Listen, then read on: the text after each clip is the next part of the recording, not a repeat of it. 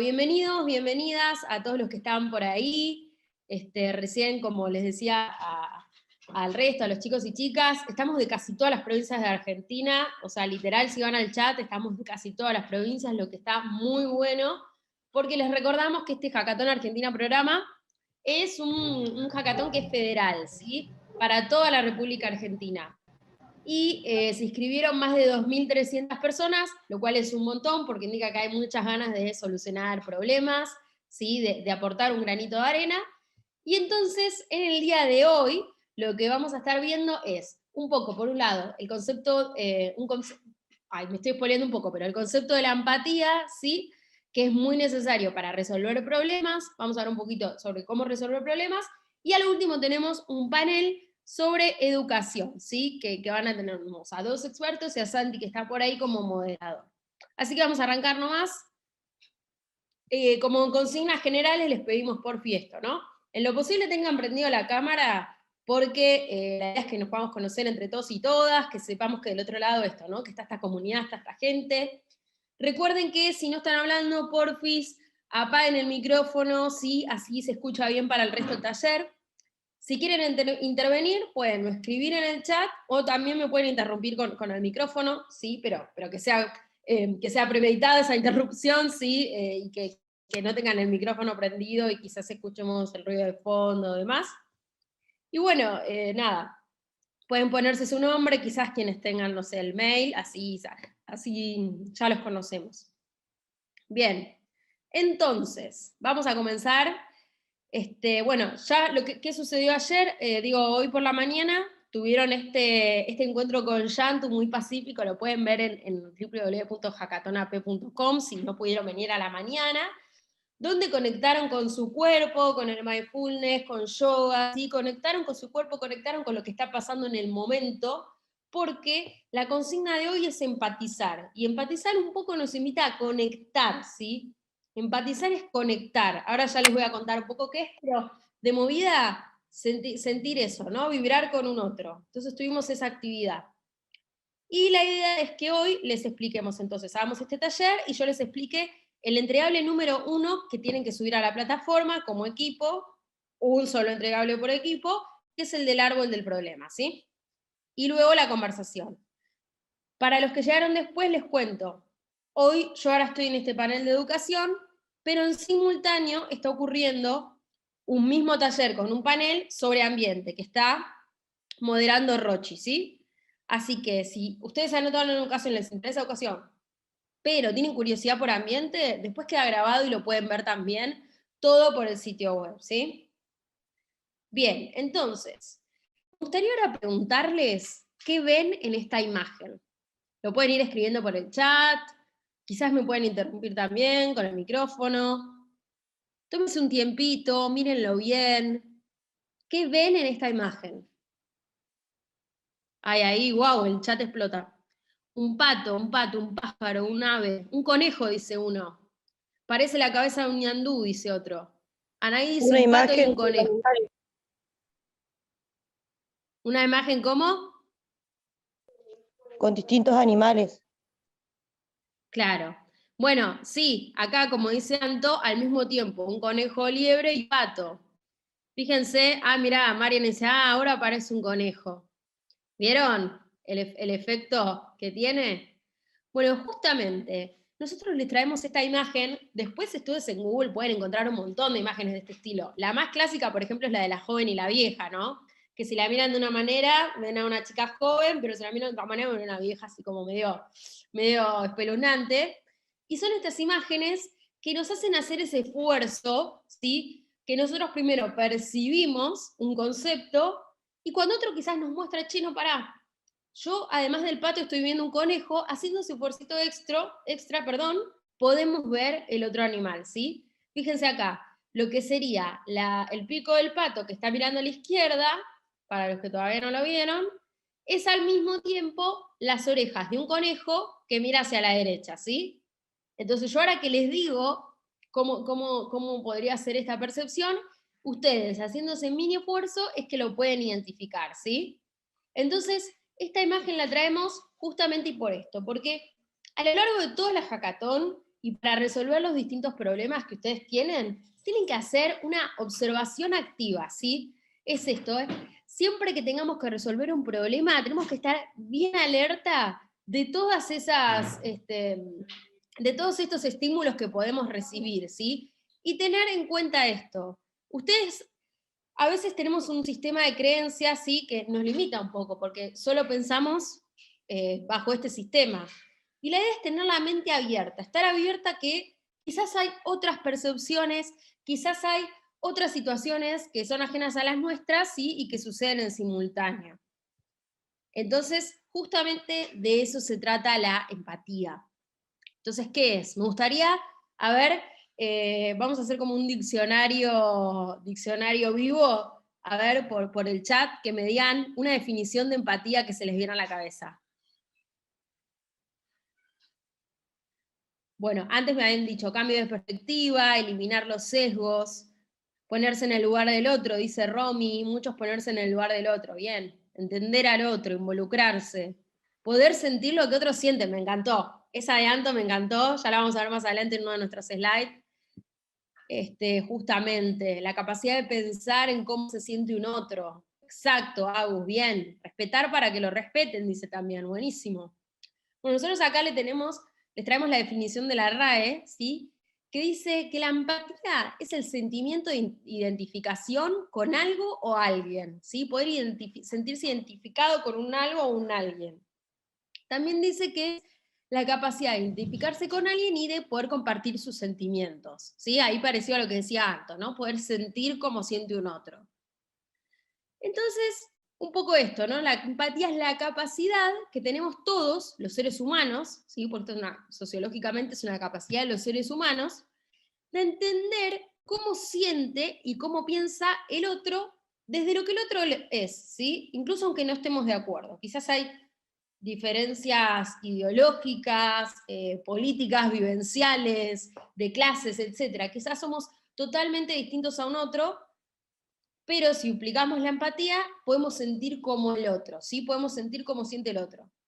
Entonces, acá, perfecto, sentir con y no sentir por, ¿sí?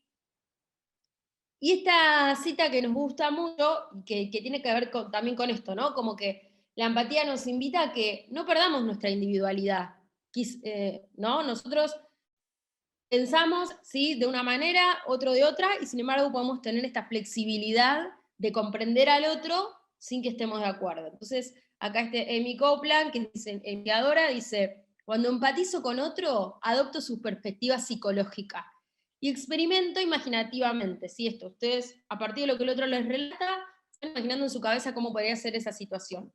En un grado u otro, lo que él o ella experimenta.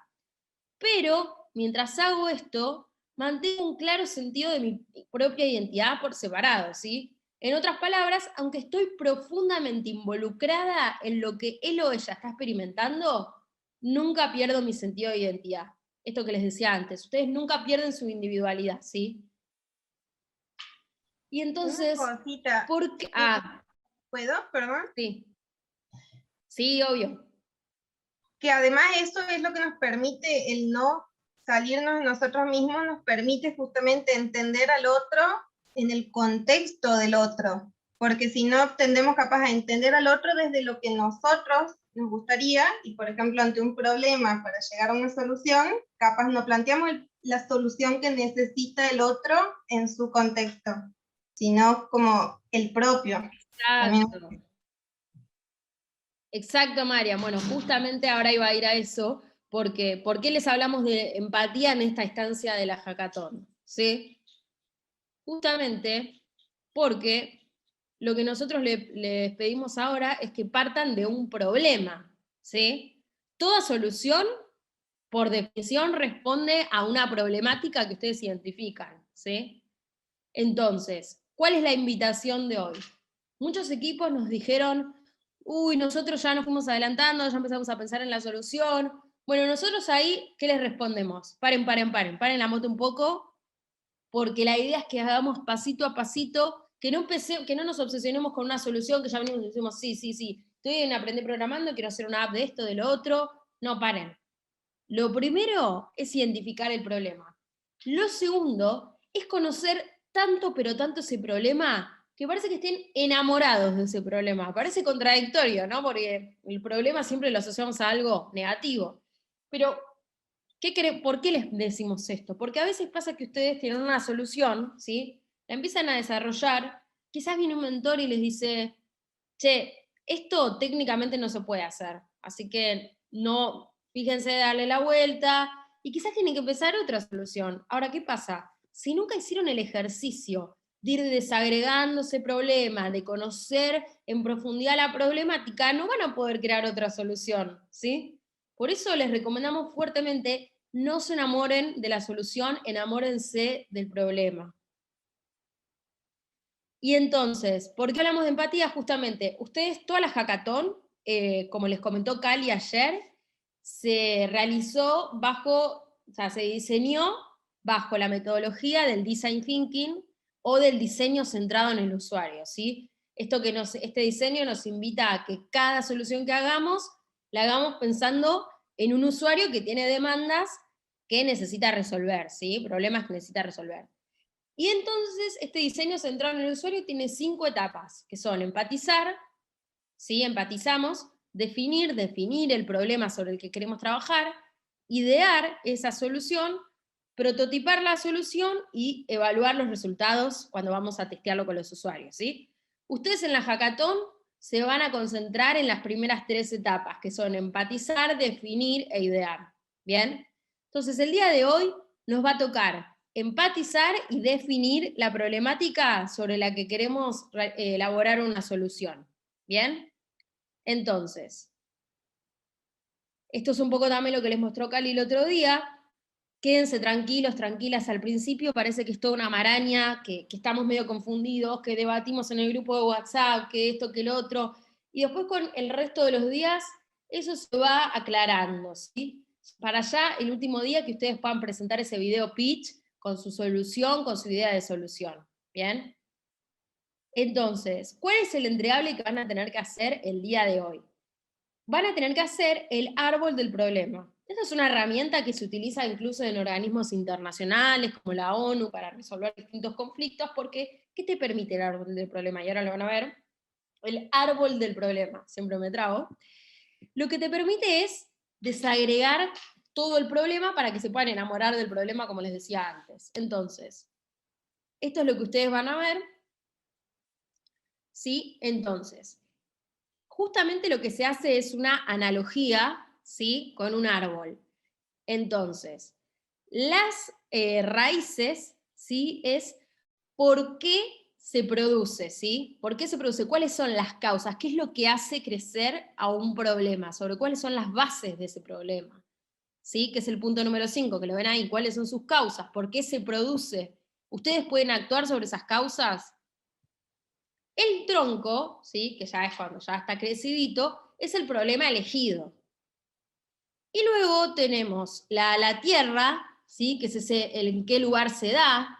Bueno, no sé, si yo por ejemplo elegí los problemas no hay educación ambiental en las escuelas. Bueno, ¿en qué escuelas? Bueno, todas las escuelas de Argentina, en las escuelas de Misiones, ¿sí? ¿En qué lugar? Importante contextualizar el problema, ¿bien? Esperen que me estoy tapando a mí misma con el chat y con la pantalla y no puedo ver. Ahí está. Bueno, después tenemos la copa del árbol, ¿sí? La copa del árbol es, ¿ustedes conocen organizaciones o personas que estén trabajando para solucionarlo? Es esto que les decía ayer Juanpi, ¿sí? En la presentación de la hackathon. Si ustedes, por ejemplo, piensan en una solución y van al Google Play Store o al Apple Store y se fijan, seguramente ya haya un montón de apps que lo resuelvan, ¿sí? Entonces, este punto que nos plantea, tratar de traquear, de investigar si existen otras personas que ya estén trabajando para resolverlo, porque incluso nos puede servir para tomar referencia, tomar ideas de cómo lo están resolviendo ellos, ellas, ¿sí? También tenemos a quienes afecta puntualmente, fundamental es esto. ¿Los conocen? ¿Son ustedes? ¿Qué queremos decir con esto? De vuelta, identificar a qué comunidad le está pasando esto. Así podemos empatizar con ella, investigar qué características tiene esta comunidad, no sé, dónde vive esta comunidad, qué recursos tiene, ¿sí? Conocerla lo más posible.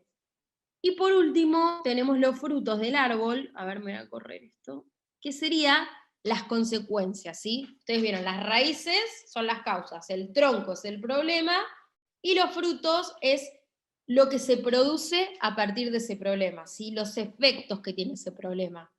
Si, por ejemplo, que no haya educación ambiental, por ejemplo, un efecto que yo puedo decir es que los chicos no cuentan con herramientas para poder solucionar distintas problemáticas que tienen en su vida diaria respecto al ambiente, por ejemplo. No conocen cómo reciclar, no conocen los problemas que están sucediendo a nivel global y siguen contaminando o consumiendo desmedidamente, ¿sí? ¿Qué consecuencias tiene ese problema que ustedes eligieron? Entonces la idea es que ustedes como equipo, cuando van a la hackathon, www.hackathonapp.com, y se descargan la guía de trabajo para hoy, van a ver que tienen distintas dinámicas que nosotros les proponemos para que primero piensen problemáticas individualmente que les gustaría trabajar, que después las compartan con su equipo, cada uno dice, yo me gustaría trabajar esta problemática, a mí la otra, y luego otra dinámica para que se puedan poner de acuerdo sobre qué problemática van a trabajar como equipo. Una vez que ustedes se ponen de acuerdo en una sola problemática para trabajar como equipo, van a completar el árbol del problema, ¿sí? Una vez que completen ese árbol del problema, lo suben a la plataforma en el campo que dice entregable número 1. ¿Se entiende? Cualquier cosa vayan dejándome dudas en el chat. Así que bueno, esto fue un poquito una breve explicación del entregable, una breve explicación de qué es la empatía. Por favor, les pedimos que la tengan muy presente a la empatía a la hora de completar el árbol del problema, ¿sí? Y entonces ahora, a ver que tengo el chat, tiene que ser una región particular la problemática o puede ser a nivel nacional. Si pasa a nivel nacional, pones en Argentina, ¿sí? Que igual ahí ya lo estás delimitando. Nuestra recomendación siempre, ¿cuál es? Que traten de elegir pequeñas porciones, ¿sí? Y luego escalar la solución.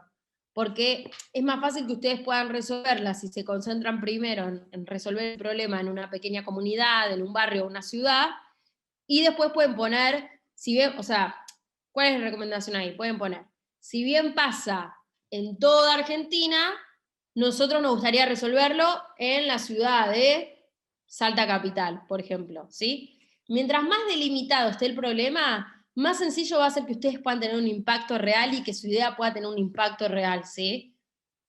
Es el famoso, el que mucha abarca poco aprieta, ¿vieron? Entonces, primero comenzar en una región delimitada, y luego decir que ustedes creen que tienen posibilidades de escalar esa solución y que se puede aplicar a todo el país. Decinos, Eki, ¿qué duda tenés? Mi consulta es, en el caso de que, perdón, en el caso nuestro que trabajamos con el tema de educación, ¿es necesario abarcar Sí. todos los niveles educativos o podemos solamente ponernos en un nivel educativo, digamos, como puede ser secundaria, primaria, o habría que abarcar todo? No, ahí es a elección de ustedes. De vuelta, Ajá. incluso quizás es mejor, o no sé si mejor, quizás es más intuitivo concentrarse en un nivel educativo, ¿sí? Y poder empatizar bien con ese nivel educativo en particular, y que después este se pueda adaptar a los otros niveles, la solución eventualmente. No sé si hay alguna otra duda más, estoy viendo solo 4 caritas. A ver, Leo dice, si nuestra idea es fácilmente escalable a nivel nacional, ¿es recomendable presentarla de esa manera o recomendás presentarla en una porción más pequeña? Recomiendo que pongan las dos, ya te digo, o sea, que ustedes se focalizan en esa región, pero que esto pasa en todo el país, ¿sí?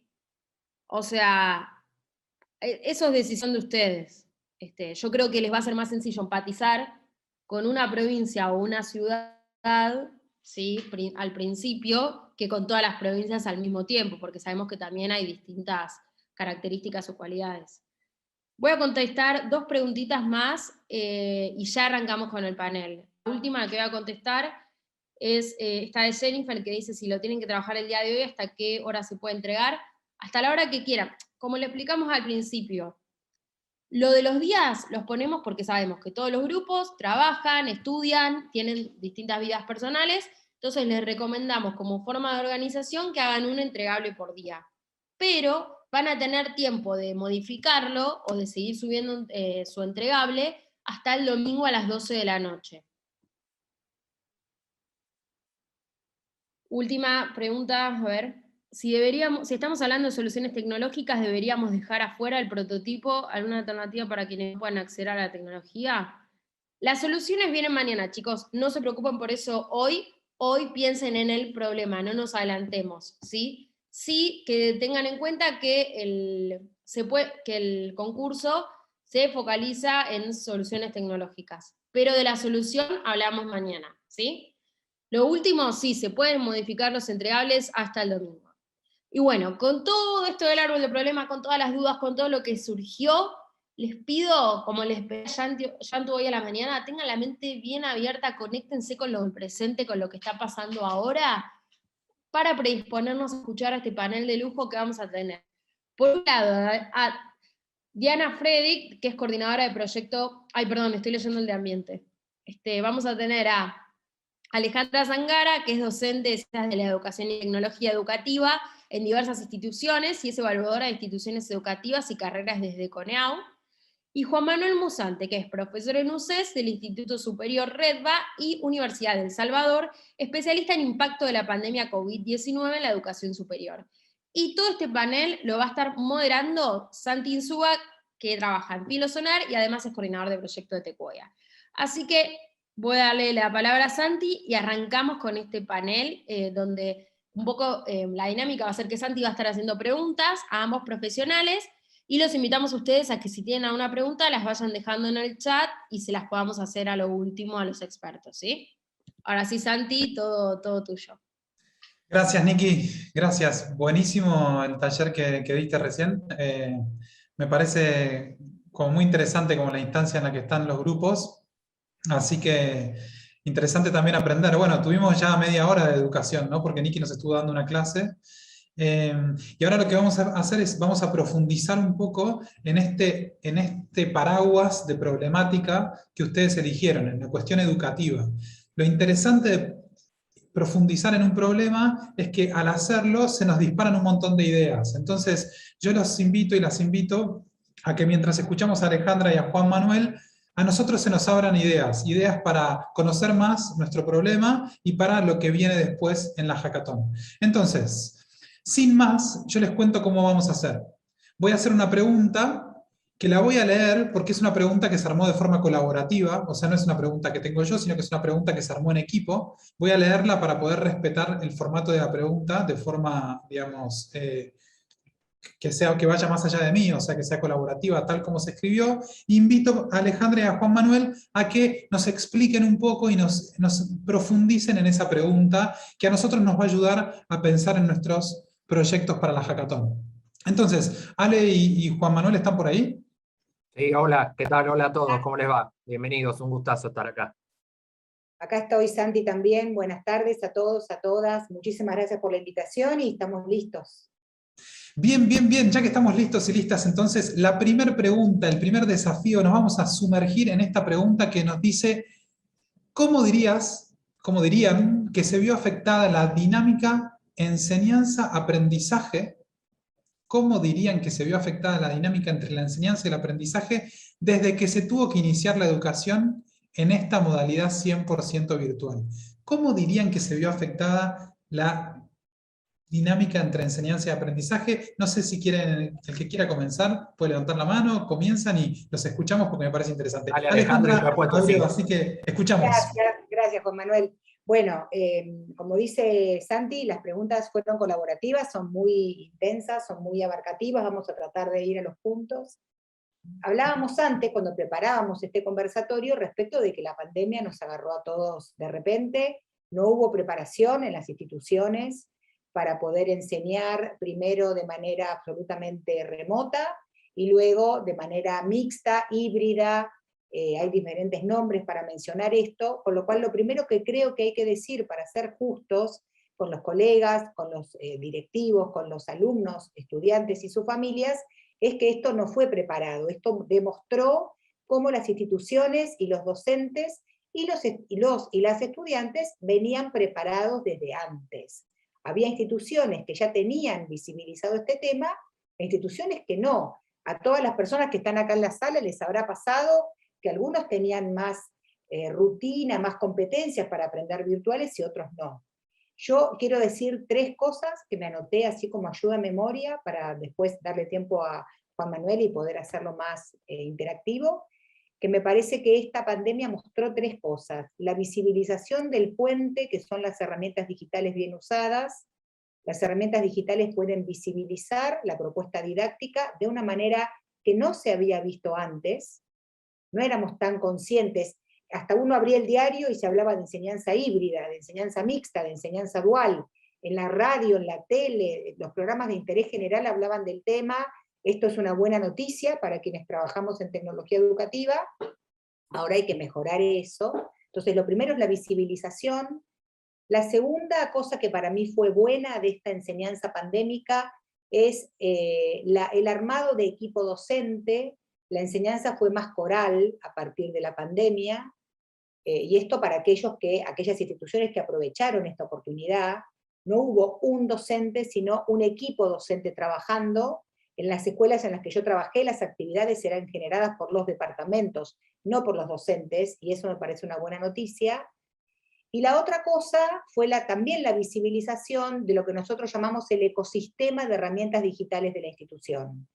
Hubo instituciones que definieron un ecosistema, y con esto quiero decir, todas las materias trabajaban con una misma cantidad y calidad de herramientas, y hubo otras instituciones donde cada docente hizo lo que quiso. Entonces, el chico, el estudiante y su familia tenía de 9 a 10 vivo de Instagram, de 10 a 11 Facebook, de 11 a 12 Classroom, de 12 a 13 Zoom, comía y a las 14 arrancaba de nuevo con Meet. Me parece que esa desprolijidad también se vio en las instituciones que no estaban preparadas, y en otras se armó un sistema consistente. Esa fue mi opinión de la primera pregunta, chicos. Perfecto. Gracias, Alejandra. Y está buenísimo lo que planteas, Alejandra, porque muchas veces pasa que nadie estaba preparado en un contexto de pandemia, de urgencia, de emergencia, como quieran decirlo, y lo que por ahí faltaba era una profesionalización del rol docente en nuevas tecnologías, que por ahí el docente las tocaba de oído, estaba implicado, pero no se veía premiado o urgido por tener que adaptarse, y lo tenía como un recurso complementario en el caso de que pasara algo. Y me quedó algo de lo que dijiste, que más allá de visibilidad y de instalar el tema en los medios, en la agenda, y de debatir sobre educación, también expuso mucho en lo educativo el tema de la vulnerabilidad. Muchas personas, por más que tengan los recursos, estaban vulnerables frente al uso de las nuevas tecnologías y frente al uso de las estrategias de enseñanza-aprendizaje. Porque por ahí se transponía didácticamente el contenido puertas adentro del aula, pero esa misma persona tenía que utilizar Google Meet, Zoom, Blackboard, como es el caso de USAL, Google Classroom, algún otro tipo de plataforma. Yo a lo de visibilidad le agregaría vulnerabilidad, pero como diría Gerbiesta, es esto del bello riesgo de educar, de estar expuesto a la mirada del otro, cuando había en educación una cuestión más de la privacidad, puertas adentro del aula, y que el docente siempre está expuesto. Pero la pandemia vino a darle un poco más de luz a esto, que es de la enseñanza-aprendizaje, a este proceso. Sí, estoy real de acuerdo con lo que dijiste, Ale. 100% de acuerdo, Juan Manuel. Sí, ya hemos estado charlando y estamos recontraalineados.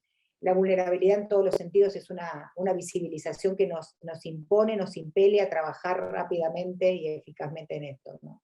Sí, y de todas las partes involucradas, digo, tanto los profesores como el directivo, que por ahí está capacitado o no, si está capacitado mejor, y es esto de hacer equipo, hacer cofradía, de poder trabajar en equipo, que sea un trabajo en equipo genuino. Y se vio más. Si alguien no sabía un recurso de pasarle algún video, de cómo armar un PDF, cómo armar la bibliografía, yo me volví youtuber, empecé a subir cosas, y empezó a ser necesario también intercalar, porque también después la tecnología termina generando una saturación. Una vez que se sabe usar, hay que intercalar entre lo sincrónico y lo asincrónico. Al Claro, principio sí, lo tal cual. sincrónico era divertido, después empezó a saturar, y es esto que decís vos, sale de intercalar, porque si no, todo va en desmedro de aprender. La realidad es que para los que trabajamos en esto, estos temas son temas de todos los días. Lo que sucedió con la pandemia es que estos temas pasaron a la opinión pública, a las Tal cual. familias. Todo el mundo habla de esto. Yo espero que el año próximo, esperemos con la pandemia ya un poco más aliviada, esto siga siendo un tema de debate, un issue para los gobernantes, para quienes están tomando decisiones, para quienes tienen que invertir, para los dirigentes de instituciones, para los dirigentes gremiales, para los padres, para los estudiantes, que siga siendo un tema para toda la comunidad, porque realmente se ha puesto en agenda de una manera como nunca antes. Sí. Y en ese sentido, perdón, Juan Manuel, no te No, iba a ampliar eso, no, está bien, dale, Santiago. No, en ese sentido quisiera, o sea, yo como escuchándolos, digo, bueno, aparece esta visibilización de la cuestión de la tecnología atravesando la educación, y ustedes aparecen como poniéndolo sobre la mesa y diciendo es algo positivo, de alguna manera. Ahora, ¿qué es lo que nos aporta, qué es lo que nos aporta la tecnología en términos educativos? O sea, ¿qué estrategias, qué herramientas aporta para los estudiantes y los aprendices actuales, ¿no? O sea, en caso ustedes me dicen, bueno, lo pone sobre la mesa la pandemia, ¿cuáles son esas herramientas y esas mejoras que nos propone la tecnología? Dale, todo tuyo. Bueno, muchas gracias. Yo no Por quería favor. empezar de nuevo yo, pero bueno. No, dale. Mira, Santi, yo trabajo hace muchos años en tecnología educativa y hay una visión tradicional de la tecnología muy positivista, muy incrementalista, que mucha gente toma, que dice que aprender con tecnología siempre y en todo momento es positivo. Y eso no es cierto. Y yo voy a poner un ejemplo muy pueril, que tiene que ver con alguna cancelación de habilidades cognitivas básicas que se han generado en los últimos años como producto del uso intensivo de tecnología, como es, por ejemplo, el corrector de las aplicaciones de editor de texto de la computadora. Los chicos hoy dicen, yo escribo de cualquier forma y después paso el corrector gramatical y ortográfico y me resuelve todo. Con esto quiero decir que no siempre la implementación de tecnología en una propuesta educativa implica un aprendizaje y una mejora. Y otra vez, la tecnología es como una especie de espejo aumentativo, que mejora lo que está bien y que empeora lo que está mal. Es como una especie de lupa. ¿Qué quiero decir con esto? Aquellas propuestas educativas interactivas, centradas en el estudiante, que quieren que el estudiante aprenda a aprender, que transfiera su aprendizaje, que trabaje colaborativamente, que argumente sus posiciones. La tecnología seguramente va a hacer que eso funcione mejor, funcione distribuido, funcione, como dice Juan Manuel, sincrónico y asincrónico, con una buena conectividad y una buena disponibilidad tecnológica, seguramente la propuesta va a estar enriquecida. Ahora, la idea del espejo de Narciso del Zoom, y cuando digo espejo de Narciso digo el docente mirándose a sí mismo 2 horas, hablando sin tener contacto con los estudiantes, eso también está empeorado o profundizado por la tecnología.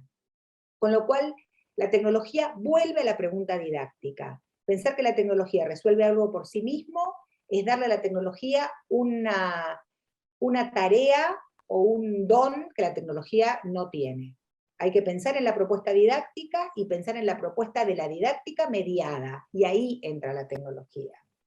Y lo último, perdón, Juan Manuel. No, y digo, es esto que decís vos de que la tecnología no tiene que ser el fin en sí mismo, sino que es un medio. Después yo voy a hablar un poco de la evaluación enganchado con eso, pero hay mucha gente que se piensa que porque está conectado, y voy a lo que dijo Nicky hoy más temprano, el tema de la empatía. Esto también visibiliza la falta o la empatía propiamente dicha, si hay o no. Y ahí viene lo de las competencias, tanto del estudiante como del docente. Sí, estoy de acuerdo con vos, Ale. Y lo otro que yo quería mencionar es que lo que mostró la pandemia respecto de la enseñanza es que la escuela no es un reservorio donde los estudiantes aprenden contenido. Si no, no hubiera habido tanto debate por las escuelas cerradas. Me parece que también eso es algo que tenemos que entender. Y más allá del tema social y sociocultural que rodea la escuela es un lugar de interacción, es un lugar de generación de identidad, es un lugar de identificación del otro, es un lugar de socialización, es un lugar de aprendizaje colectivo. Entonces, el peor problema hoy no es que se enseñó todo o parte del currículum escolar. El peor problema es la regresión en la sociabilidad y en la identidad de muchos estudiantes. Me parece que eso es algo que quedó clarísimo en la pandemia, ¿no? Que los contenidos son un componente más de la escuela, no son el más importante. Sí, y estoy absolutamente de acuerdo porque también Ale pensaba en cómo cambió el proceso de enseñanza-aprendizaje, mezclando el tema de la empatía o la cercanía que tiene el docente en el proceso. Esto que decía Niki antes en la capacitación. Si está el docente dando clase y está hablando y están todos con la cámara apagada, es un factor también que el docente tiene que tener en cuenta porque cae en el reduccionismo de la transposición didáctica propiamente dicha. A mí, por ejemplo, en la pandemia me sirvió para repensar la evaluación, porque las tecnologías median lo que hace el docente con el estudiante o con el grupo clase que tenga delante, pero también sirve para pensar otras formas de evaluar. Antes de la pandemia era, bueno, tienen 2 horas, te sentás, haces la evaluación, te fuiste. También sirve para repensar la evaluación no desde lo sumativo, sino desde lo formativo, esto que decía Santiago de incorporar herramientas.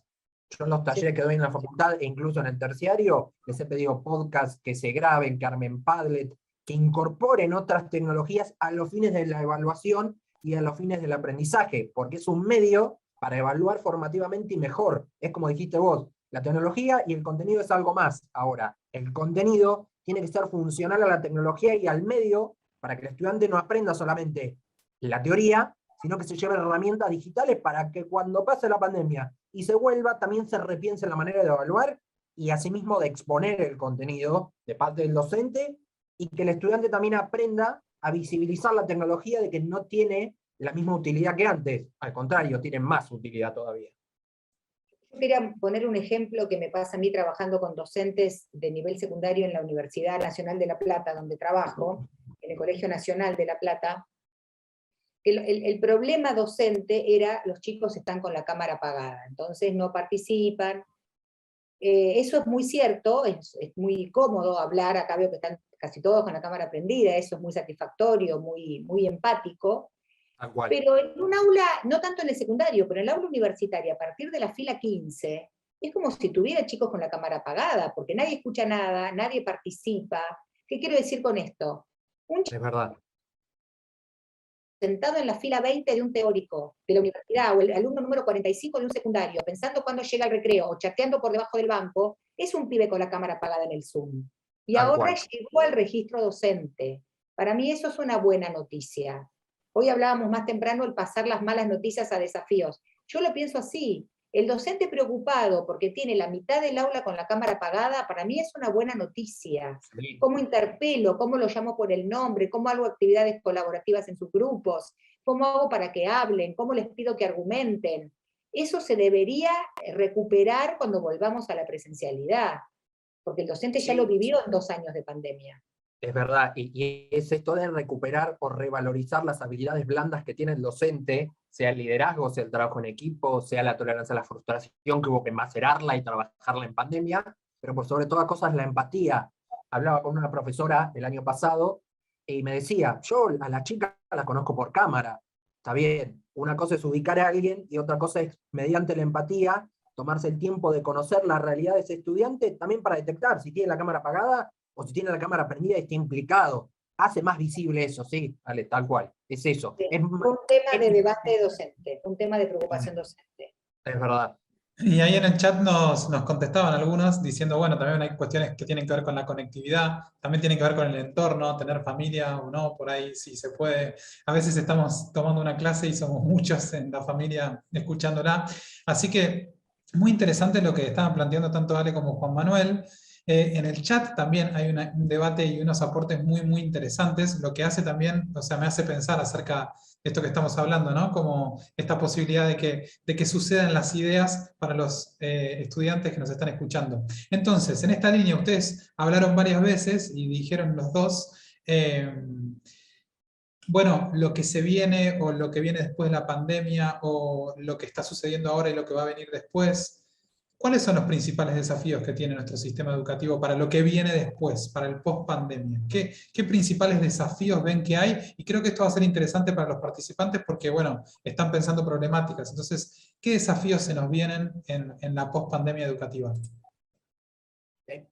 Yo pensaba un poco en lo que decía Alejandra, como principal desafío es incorporar la tecnología no como un instrumento emergente de la emergencia justamente, como un instrumento accesorio de, bueno, no podemos estar en un aula, usamos la tecnología y la dejamos de lado una vez que termine la pandemia. Creo que el principal desafío es que la tecnología sea porosa, o sea, solidaria a todo el contexto educativo en general, porque tiene que instalarse, más allá de estar en la agenda de los medios, de si educamos la tecnología o lo que sea, de que sea parte habitual del aula la tecnología, que no quede en un proyector, que no quede en algo físico, sino que quede en lo intangible, en una herramienta como el Padlet, Kahoot, Blackboard en el caso de USAL, todo lo que sea. El principal desafío es que la tecnología sea algo natural dentro de la educación. Creo que con lo de la pandemia, la tecnología vino para quedarse y que sea como más parte de la vida cotidiana de nosotros, digo, de todos.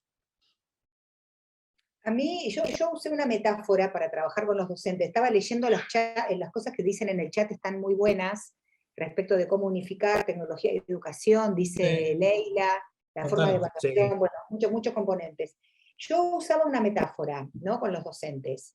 Y usaba la metáfora de la iglesia de Notre Dame, hoy que París es el eje del mundo, porque Messi fue presentado en el PSG, se quemó la iglesia de Notre Dame y hay que reconstruir la iglesia de Notre Dame. Entonces, si ustedes buscan en la web, hay un montón de proyectos arquitectónicos que pensaron otra cosa como iglesia. Entonces yo usaba esta metáfora con los docentes con los que trabajo en el colegio. ¿Es una metáfora de reconstrucción o es una metáfora de reinvención? Y para mí estamos en ese momento en la escuela. No tenemos que pensar cómo reconstruimos la escuela tal como era. Para mí estamos frente a un momento para reinventar la escuela. Y reinventar la escuela toma lo que dice Juan Manuel, que tiene que ver con pensar que los espacios de aula invertida que se generaron en la pandemia, cuando digo aula invertida digo la teoría empaquetada en videos, en PDFs, en documentos para que el estudiante trabaje de manera independiente, y la práctica sincrónica, remota, porque la escuela estaba cerrada físicamente, la práctica remota, colaborativa frente al docente, esta idea de que la teoría se puede trabajar de manera independiente y la práctica se puede resignificar a partir de consignas del docente, me parece que esto debería ayudarnos a reinventar la escuela y que la escuela sea una distinta de la que nos fuimos en 2019. Para mí ese es el desafío más grande que tiene la escuela a partir de este momento, dentro del cual está incluido un eje en el cual Juan Manuel y yo estamos insertos, que es la formación de docentes y directivos. Sí. Porque es posible hacer eso si uno no trabaja de manera simbólica y práctica. Juan Manuel mencionó diferentes herramientas, dentro de esas herramientas hay un background teórico importante y un background didáctico y de psicología del aprendizaje, que es el que nosotros tenemos que trabajar, es un gran desafío para quienes trabajamos con los docentes. Y es esto que decís vos, Ale, también, que yo le digo una dualidad de transformación o reforma. Muchas veces el sistema educativo es reforma, reforma, reforma. Y la pandemia vino a generar una coyuntura o un quiebre que lo que se requiere no son reformas, sino que son transformaciones frente a las nuevas demandas educativas también. Entonces el desafío está puesto en, bueno, ¿reformo o transformo? Yo diría transformo, coincido con vos desde ese lado. Sin ninguna duda. Y Héctor dice algo acá que es un punto interesante, dice, lo lindo es que los mismos estudiantes podemos ayudar a reinventar la educación, que es otra cosa que también pasó. Los docentes pidieron ayuda a los estudiantes, porque la herramienta fue ahí como el elemento transaccional. Porque no podemos saber más que los chicos de 20 años que escuchan a Elegant. Es imposible competir con eso. Es imposible, entonces hay que pedir ayuda, hay que ser solidario. Y en general, la buena noticia es que los chicos fueron muy solidarios con sus docentes. Sí. Terriblemente solidarios, con sus docentes y con sus compañeros y compañeras. Me parece que eso es otra buena noticia que uno puede rescatar. Sí, y que la emancipación del estudiante y del docente frente a la tecnología es doble, digamos, porque uno se empodera y se emancipa frente a la tecnología frente al conocimiento y frente al rol docente, que sea algo co-construido, que no sea algo verticalista, todo lo contrario, tiene que ser algo horizontal, que se co-construya basándonos en la solidaridad y en la cooperación. Y por eso, vuelvo a lo que dijo Nicky, el punto medio es la empatía, así se co-construye mejor el grupo clase y todo el proceso. Muy bueno, y además en el chat, bueno, están sumando un montón de cosas, se ve que la conversa está dando qué pensar, y es la idea, que dispare ideas en los que están escuchando, los que estamos escuchando. Y en ese sentido, ahí Marian aportaba en el chat, decía, el sistema educativo va haciendo, ¿no? Lo estamos haciendo nosotros en este momento, con este tipo de actividades. Ahora, lo que nosotros queremos saber es, ¿ustedes piensan que la pandemia aceleró algo que se venía, o nos hizo pegar un viraje y transformar algo que no estábamos preparados? O sea, nos hizo acelerar algo que ya venía rumbeando en este ir siendo del sistema educativo, o nos puso frente a un escenario completamente disruptivo y novedoso. Ale, todo tuyo, las A mí damas. me parece que era algo muy de nicho. O sea, los que trabajamos en esto, si yo te digo, hace 40 años que vivo de esto, con lo cual para mí era algo que se venía trabajando. Claro. Ahora, eso es absolutamente de nicho, no sé, 30% del país, no sé, te digo así, sin tener datos, porque decíamos recién también no hay perspectiva. No era algo que se venía trabajando, fue una imposición de la salud sobre la educación, o de la política sanitaria sobre la educación. Muchos docentes no supieron qué hacer, muchos docentes no hicieron nada tampoco, porque hay que decirlo. Hay muchos, yo contaba del artículo, que voy a leer un cachito después, del diario La Nación, de la contratapa del sábado, donde los datos son muy malos. Hay un 30% de estudiantes que está fuera del sistema, y un 30% de docentes que no supo qué hacer. Y eso hay que decirlo, porque es la verdad. Ahora, dentro del otro 70, había un grupo grande que veníamos trabajando, y hablo de instituciones universitarias, colegios secundarios y primarios que dependían de las universidades, o institutos privados que pudieron absorber más rápidamente el cambio, y después hubo un montón de instituciones, donde ahí yo creo que hubo un problema muy fuerte de dirección, que trabajaron lo que se llama bottom-up, o sea, de abajo hacia arriba. Los docentes hicieron lo que pudieron, y lo que pudieron implica, como decía yo más temprano, trabajar en una clase con vivo de Instagram, en otra clase con clase de Facebook, en otra clase con un Zoom que se corta cada 40 minutos, y en otra clase con PDFs, y en otra clase con Meet. Muchas instituciones hicieron eso. El tema es que eso sea orgánico. Ese es el desafío, porque la escuela tiene que ser otra. Entonces, me parece que esto fue una necesidad por un cambio tipo Big Bang, lo que se llama en gestión del cambio el Big Bang. El viernes te fuiste del aula y el lunes no pudiste volver. Es un Big Bang absoluto, y me parece que eso marca un desafío enorme hacia adelante. Sí, y un desafío enorme hacia adelante, tomando esto que preguntaba Santiago, y yo lo pensaba desde uno, en mi caso, que me gusta mucho la tecnología, porque vengo de familia de docentes, madre profesora de informática, secretaria, de toda la vida. Yo iba como en segunda con la tecnología, me gustaba, pero bueno, no es tan importante. Justo antes de la pandemia me ofrecen capacitarme en Blackboard, y digo, bueno, voy, total, me gusta para saber, qué sé yo. Me nombran de la facultad otra cosa y me dicen, no, el Zoom. Yo dije, ¿el Zoom qué es eso? ¿Cuándo lo voy a usar? 3 meses después, pum, vale. Zoom, Blackboard, todo. Muchas veces uno pondera lo educativo como lo central, y lo tecnológico está metido todo el tiempo. Siempre está de costado, pero es como un poco dijo Ale, se metió en la ruta y uno se tuvo que adaptar con el nuevo pasajero y seguir. Y no hubo posibilidad de reflexionar, se iba reflexionando sobre la marcha. Es como se dice cuando uno escribe desde el vacío. Bueno, la educación en pandemia incluso sirvió para los papers, con la investigación que estamos haciendo en la Facultad de Gestión del Tiempo de los docentes en contexto de COVID-19. Los docentes muchas veces en el encuadre se dibuja, porque está toda la computadora, porque se toma poco tiempo a veces para hacer las cosas, o porque se toma mucho tiempo, como en mi caso. Pero este límite entre lo público y lo privado también es clave, y el desafío también está en ponerle un encuadre y en incorporarlo, porque nadie estaba preparado, como dijo Ale, y se fue aprendiendo sobre la marcha. Si había interés, claro está. Interesante, interesante. Y se ve en el chat también que está interesante la conversa porque, bueno, hay Leyendo muchas el chat tenemos intervenciones. otro conversatorio. Leyendo el Sí, chat ya es otra cosa. Sí, es verdad. Podríamos leer el chat y con eso estamos. No hace falta que se lo ve que hay pongamos gente arriba. que sabe mucho de educación en el chat, citan autores también y hay problemáticas muy complejas. Me parece que la hackathon va a sacar algunas soluciones interesantes y bueno, árboles de problemas muy, muy interesantes. Vamos a estar atentos a lo que estamos ahí detrás chusmeando para aprender mucho. Y bueno, y por último les quiero hacer para poder cumplir con el tiempo también pautado, porque sé que bueno, varios tienen, además ahora tienen el desafío de entregar el árbol de problemas, ¿no? Pero tienen todas sus actividades. La última pregunta es, teniendo en cuenta la situación actual y esta transformación digital de la que venimos hablando, ¿qué tan posible creen que las escuelas puedan comenzar a formar a los estudiantes en temáticas más vinculadas a las habilidades del futuro? ¿Qué piensan en relación a esa cuestión? Ale, Bueno, gracias, Juan Manuel.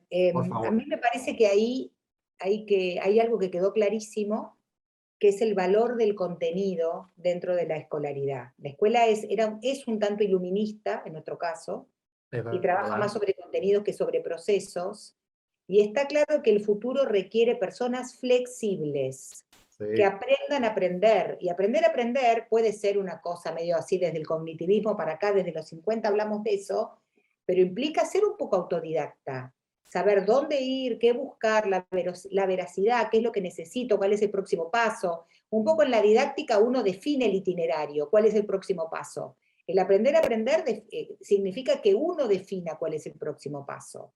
Yo quería hacer un comentario de una nota que salió el día sábado en la página 2 del Diario La Nación, de Jorge Rosales, que dice lo siguiente, hablando de la experiencia de Toyota que necesitaba 120 o 200, o sí, 200 jóvenes con el secundario terminado y no los encontró. Entonces se habla de la cuestión de diferentes indicadores que son, donde están bastante malos, es bastante pobre los indicadores de terminalidad de la escuela secundaria que tenemos, pero dice, la otra cuestión que quedó al descubierto es que el problema no solo es que no se concluye la etapa de formación básica, se refiere al secundario, sino cómo salen a la calle esos chicos cuando se les entrega el diploma del secundario. Los contenidos aprendidos no alcanzan para las necesidades laborales que exigen hoy las empresas, entendiendo que desde la revolución industrial para acá, el tema iterativo, fordista de la revolución industrial hoy puede ser hecho por máquinas o por robots. Entonces, no alcanzan para las necesidades laborales que exigen hoy las empresas. A la hora de examinarlos, no pasan las pruebas de comprensión de textos, lógicas y operaciones básicas. En el sector industrial, hoy los trabajos manuales los hacen las máquinas y los robots, y los operarios deben agregar producto. Es ahí donde se cierra el embudo, porque los jóvenes llegan sin las capacidades y herramientas para afrontar este desafío. Y yo ahí creo que el desafío es que pasemos de enseñar el qué a enseñar el cómo. No hay que enseñar tanto el contenido, sino hay que enseñar habilidades básicas, donde la empatía es una de las habilidades básicas, de razonamiento, de pensamiento, de organización y de autoaprendizaje o aprendizaje independiente hacia el futuro. ¿Estamos en condiciones de hacer esto? Yo diría que depende mucho de la institución. Sí, Esto es también verdad. visibiliza una granularidad a nivel de la gestión educativa que es el eje en la institución como ecosistema y la capacidad directiva y de gestión, hablo director, directora, ámbito académico, DOE, el Departamento de Orientación Educativa, los jefes de departamentos, como el gran espacio de dirección escolar, como un espacio que va a estar muy empoderado en la escuela que viene. Sí, y tomo esto que decís, sale de que siempre digo que el contexto se hace texto. En cada institución educativa, el contexto, el directivo que haya, si trabaja en equipo, si tiene liderazgo, y ahí tomo un comentario del chat que dijo Camila, el docente tiene que saber educar con el contenido, porque es importante, pero hoy por hoy, tomando esta nota que decías vos respecto a la búsqueda de Toyota, también hay que enseñar en habilidades blandas. Lo técnico es importante porque es necesario para determinados puestos de trabajo, pero incorporar determinadas competencias desde las habilidades blandas también le va a dar sentido a la tarea. Coincido con Ale que va a depender mucho de un directivo formado en gestión educativa, interesado en tecnología educativa, que pueda capacitar al docente y que muchas veces en el presente la escuela del pasado no está preparada para formar al adolescente del futuro, al adulto del futuro. el desfasaje entre la formación que se tiene del profesorado para poder formar un adolescente devenido de adulto o un adulto profesional, también es clave, porque el que se tiene que allanar es uno, como directivo, como docente y como persona. Es clave. Coincido con Ale plenamente. Yo creo que si al año de la pandemia podemos hacer estas reflexiones, hay mucho para escribir y para investigar cuando tenemos perspectiva de Un lo montón. que ha pasado. Y ojalá esto sea, como decía Juan Manuel, como la especie de el clivaje de una nueva escuela, que este Big Bang sirva para que la escuela se transforme realmente, ¿no? Ojalá, Sí. la verdad que ojalá, porque lo necesitamos. El Sí. país lo necesita, los chicos que nos están escuchando lo necesitan, los docentes, no la pasan bien muchos docentes enseñando así. Los docentes necesitan, los directivos, ojalá esta imagen del desafío quede para adelante, ¿no? Sí, y que sea una coyuntura y que sirva para proyectar a futuro, es verdad. Bueno, hermosa conversación. Muchas gracias Alejandra y Juan Manuel por la apertura, por hacernos pensar. Ahí están los aplausos en las Sí, muchas camaritas y también si gracias. quieren se puede agradecer por chat. Pero sobre todo me parece que lo más interesante es que fueron muy generosos para poder hacernos a cada uno y a cada uno de nosotros como ir abriendo nuestras pestañas, y eso se vio en el chat. Eso se vio cómo fueron surgiendo distintos pensamientos, y bueno, las invitamos y los invitamos a todos a que esto nutra sus árboles de problemas y todo el recorrido que queda en la hackathon. Ahora no sé si seguramente Nicky nos diga algo más de cómo seguimos, pero muchas gracias por estar, por participar, por estar atentos ahí y por haber elegido educación para generar nuevas soluciones, porque bueno, estamos todos ansiosos de verlas y de escucharlas. Así que muchas gracias. No, por favor, a ustedes. Un placer. Un enorme gusto, y Juan Manuel, un enorme gusto también charlar contigo. Igualmente, un placer, gracias a todos por la presencia y espero que les hayamos resultado de utilidad. Bueno, ahora mientras cuento los próximos pasos, si quieren, Alejandra, Juan Manuel, fíjense en el chat porque salieron unas reflexiones espectaculares, citaron autores, la verdad está súper súper interesante todo lo que charlaron y demás. Wow, el chat está que explota. Bueno, contarles a todos ustedes cuáles van a ser los próximos pasos. Bueno, trabajar sobre este entregable que es el árbol del problema y cargarlo en la plataforma. ¿Cómo lo cargan?